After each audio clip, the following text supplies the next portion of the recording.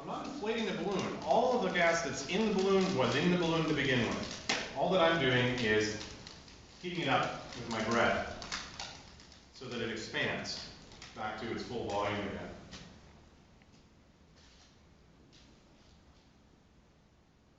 So that's 3.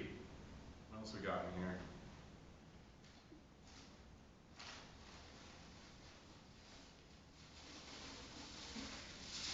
Oh well. I was hoping to get them one at a time. It's more dramatic that way, but I got 2 more. So I had 5 balloons in a space that probably 1 balloon this size should have been able to fit in. That's because I did actually liquefy the air. But once the air becomes gas, it can expand again in volume. Wait, how did you, so you filled the little plastic thing with liquid nitrogen and then you just... Yeah, so this has got liquid nitrogen in it, in fact. In fact, since it has some in there and I don't need to redo this demonstration, I'm going to dump that right now, if I can pick this up. Well, actually, there's not much left in there. There's a little bit, though. Just enough. Just enough. All right, so I told you that you can liquefy air. Let's actually do that. Let's liquefy a little bit of air. Okay, so I'm going to pour some liquid nitrogen onto this balloon.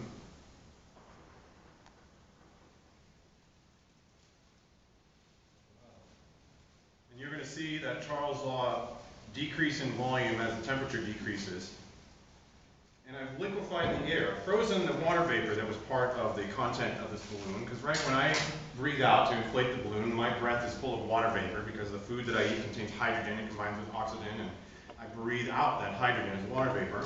Okay? And so if I lift this up, take a look inside the test tube, you can see my liquefied breath. Okay? And so this is white because of the water vapor and a little bit of carbon dioxide that was there. But the air itself, the oxygen and the nitrogen, are not colored. They are colorless. Well, the oxygen might be slightly blue. And you have to be careful with liquid nitrogen too, because one of the things that it can do is it can liquefy air. And if it liquefies air, that liquefies the oxygen. And as you know, oxygen makes things burn. Liquid oxygen makes things burn 2,000 times better, right? Because it's 2,000 times less volume. Okay, so it's a much more dense source of oxygen, and so it's capable of causing very, very out of control kind of fires. All right, so another fun thing that you could do with nitrogen is talk about the different densities of gases. So different gases have different weights, and so they get different densities. But here really the issue is that the nitrogen is much, much colder than the surrounding air. So if I put a little bit in this dish, can you guys see this layer of fog that floats over the top of the dish? Right? And if I wave my hand just gently over it, can you see it sort of waves like as if it were a liquid almost? Right? What's happening is as the liquid nitrogen is boiling away in the bottom of this dish, it fills the dish with cold gas, very, very cold nitrogen. It's much, much denser than the air, and it just spills over the side. You can see that spilling because it causes water vapor to condense out of the air. We can see it. Otherwise, it's a colorless gas. And one neat thing that you can do when you have gases of different densities is you can float one gas on top of another. So please forgive me, Take it out really never quick, really else works you're gonna quite freeze as your well as I finger. hope. And then the thing gets stuck.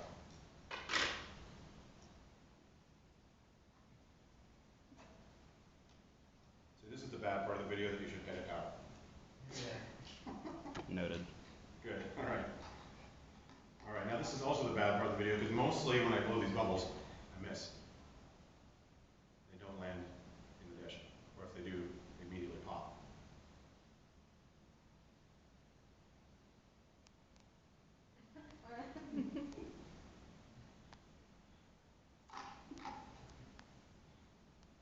Oh, the magic of chemistry. It makes watching a man blow bubbles entertaining. There we go. See it floating there? Yeah. Whoa. It has a much lower density than the nitrogen that's in there, and then once it's in there, the bubble's material actually freezes solid, and it then shatters instead of popping. There we go, oops. Oh, 2 at once. I think I'd get better at this because this is the 3rd class today. Let me try one more time. Oops.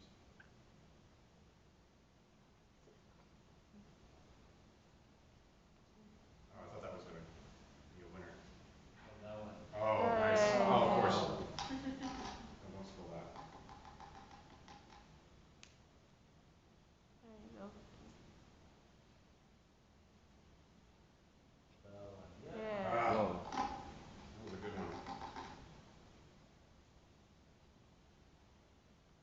throw them in like that.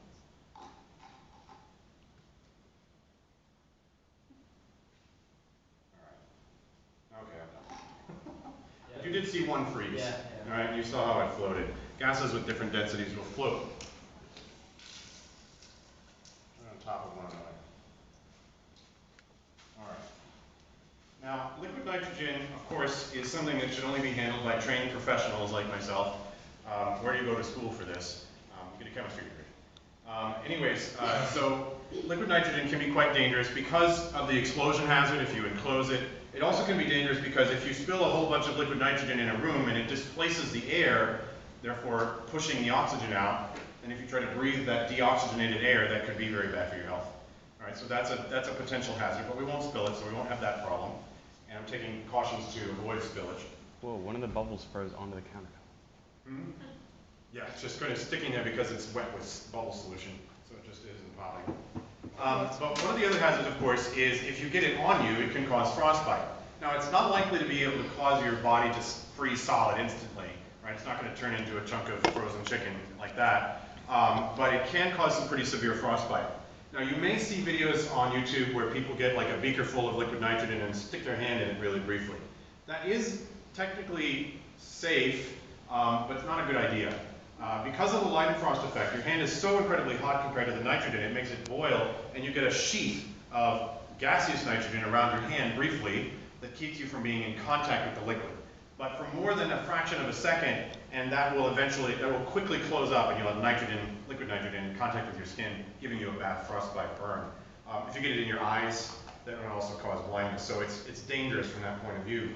But we can have a little fun with the liquid nitrogen and its effects on living tissues, because I have here a pretty calendula flower that I took from my garden. I recommend these flowers. You plant them once and they come back forever. Planted these last year, and now I have another garden bed completely full of them because they reseed themselves. Do I have a volunteer who would like to help out with this part? Volunteer. Yeah. Oh my goodness, everybody wants to volunteer. Should I pick my kids? Yeah. Yeah, I should probably pick my kids. Yeah. You want to wear the big gloves, guys? Yeah, you need the big gloves, and you need some goggles. I got safety goggles right here. Why don't you guys both come down? Okay. What we're going to do is we're going to take this nice, beautiful flower, which is pliable and soft, and we're going to freeze it in the liquid nitrogen. Why don't you guys just come right around back. That's a good place for you to. All right, so grab some safety goggles, which are sort of behind all the things here. Those on. Safety first. Max, you've got better boots on today than Oliver does. His sandals are not great for the lab. We'll manage. Why don't you come over here? Stand on this side. And I'm going to take this container and move it a little closer to us. And I don't want to make a mess all over the floor. So what we're going to do is we're going to freeze this. And when we do, it's going to turn the water in it into a billion little ice cubes, okay, maybe a couple of million little ice cubes. And water expands when it freezes, so it breaks all the cell walls. So freezing your body for future revivification is not a good idea. You will not survive that. Of course, I guess you'd be dead anyway. Anyways, regardless, it's not a good plan. But what we're going to do is I'm going to have you take a glove. Get your arm all the way in there. It's going to cover your whole arm. There you go. That's awesome. Okay. Yep, that goes on the other hand. Oh, it got all soapy. Oh, well. All right. Take that flour and just sort of dunk it gently. You don't want to be rough with it because it'll break it prematurely. Hear that sizzling? Yeah. That's because the flour is so hot. Go ahead. Keep it right in there. It's so hot that it makes the nitrogen boil rather rapidly. All right. We want to leave it in there until it gets nice and frozen. Yeah, there's a little bubble stuck on the side.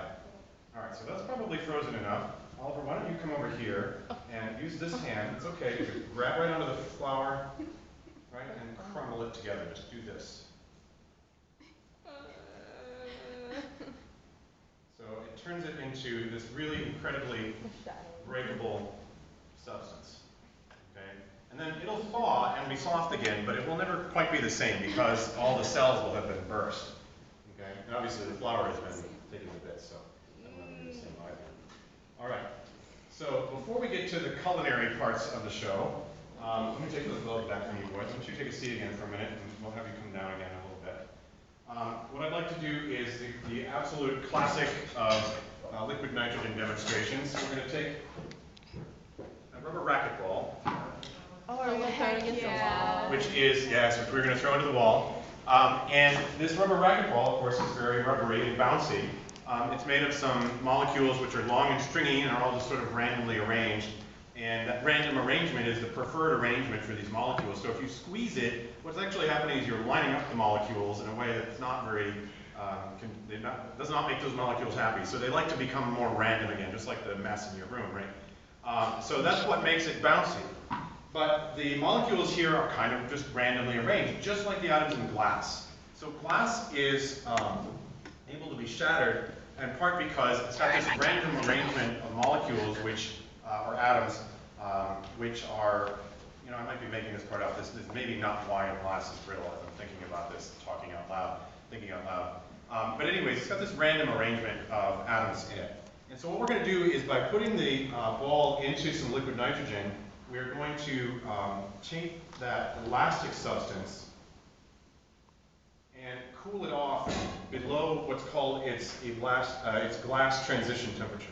So we're going to turn the nice rubbery substance into more of a glass. All right, now I need to make sure that this is fully frozen through. I'm not freezing it in the way that I freeze the flour, right? That had water in it to be frozen. This has no water in it, but I'm going to freeze the rubber below its glass transition temperature, and then I'm going to attempt. It took me 2 tries last class, it took me 3 tries the first class, so hopefully with this class it'll take me 1 try to throw it against the wall and shatter it.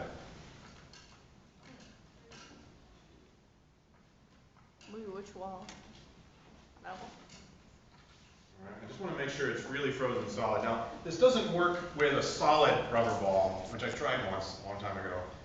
It has to be hollow, so that's why a racquetball is appropriate, because it's a hollow ball.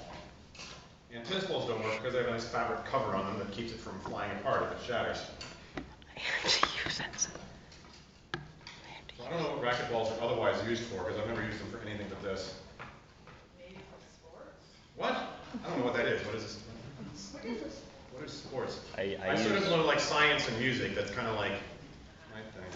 I used one as a core of an Earth model once. Nice. All right, I used that back probably before. cold enough. So, Did you ever play baseball? no, and that's why my throw is probably not going to be that impressive. But let's just take a listen. So this ball is not quite what it used to be. And it's never really going to be the same again after this. So let's see if I don't have enough room to. I feel like I'm going to hit the wall. My arm over here. So let's try it over here. I hope not. If I miss the clock and the Wi-Fi router and the fire alarm, I think we'll all be okay. All right, so let's hope that I have a good aim. There we go. First try. Shattered into about half a dozen pieces. Can I have one? I guess so. Can I take one as well? For everybody to have one though. So. I call dibs on them. So right now it's still pretty cold, and there are bits and pieces everywhere, I suspect. Can we touch it?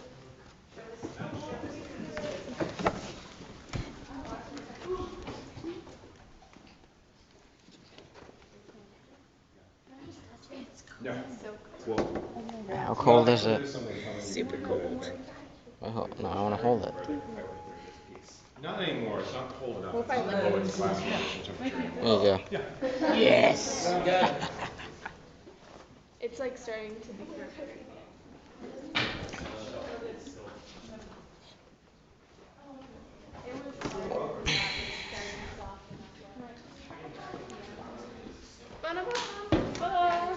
It should go back to being rubbery. It should go back. Oh my gosh. All right. So I have. I'm still a recording. a nice big chunk over here. Oh. I called it. Too late. Can you throw it again? I guess we could try to freeze it again, but I'm not sure. I don't have a hammer or anything. I don't have a hammer or anything to hit it. I'm not sure I can hit it hard enough. I like it. So we can try and make it a smaller piece. It's the biggest chunk I've ever had. Mick, you have no idea where it's All right. been. While we wait for that to cool off, though, I have some other entertainment.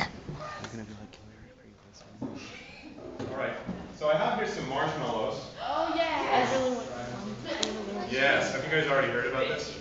Don't The you other classes? freeze them? So what I'm gonna do is I'm gonna freeze the marshmallows, and yeah, if you want one, you can come forward, but here's the thing, be warned, if you want to record this for posterity, have somebody be ready to record you while you eat it, because what's gonna happen is that Right. marshmallows are mostly air. I got you. Okay, and so it's gonna freeze the substance of the marshmallow and make the air inside very cold, but you can pretty much eat it right out of the liquid nitrogen, and when you do, it'll be crunchy. Okay, and if you can take the whole thing, Sorry, which is really good for people with big mouths, no offense meant to anyone here. But if you can fit the whole thing in your mouth and crunch down on it, keep your mouth closed and breathe out through your nose, sometimes you can breathe fog out your nose. I want to do it. All I can smell is vanilla extract. Hey, check this out. It like suctions. Ready? Ready? All right, so let me pour some of this back here, so we're a little farther away from you guys. Try the palm here. My hand freeze. Help move it. I want to. Feel the fog. Why don't you guys come around back? Do you want one too? Chef Keller. Sneak around the back. Yes. All right, so who's first? All right. Go for it. Come here. Lane. Well, I'm gonna fold my camera too. Nitric. I couldn't blow it out of my nose. Ready? It's really disappointing. All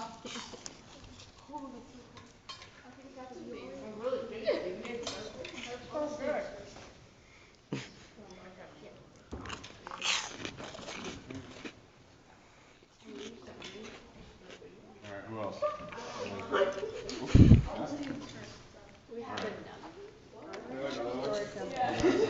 I didn't crunch it quick enough. Well, we're gonna do ice cream too. I wanna make sure I have enough liquid nitrogen to do the ice cream, so. Alright, so boys, you ready? Squish on Wanna try one? Alright, well, you go ahead. Here, take some fingers. Oh, no.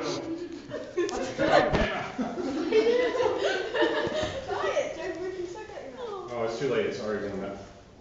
But it's crunchy and fun. Good try, Alan. Next. You got Let me this. try, let me try to do.